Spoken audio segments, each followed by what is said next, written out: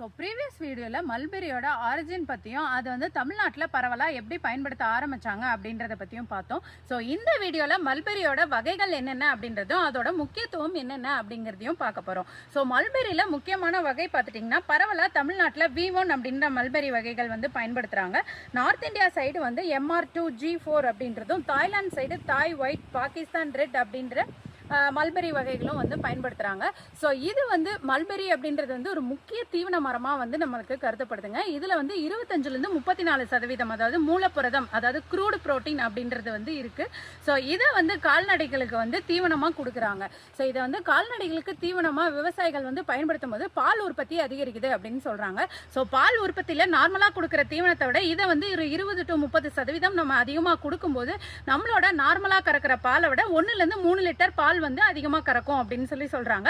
அது மட்டும் இல்லாமல் இந்த மல்பெரி இலைகளை வந்து ஆடுகளும் செம்மறி ஆடுகளும் விரும்பி உண்ணும். அதை விரும்பி உண்றதுனால அவங்களோட எடையும் கூடும் அப்படின்னு சொல்றாங்க. இதை வந்து ட்ரையாவோ இல்லை பவுடராக்கியோ வந்து கோழிங்களோட தீவனத்தில் நம்ம ஆட் பண்ணும்போது அவங்களோட முட்டையோட குவாலிட்டி வந்து இன்க்ரீஸாக இருக்கும் அப்படின்னு சொல்றாங்க.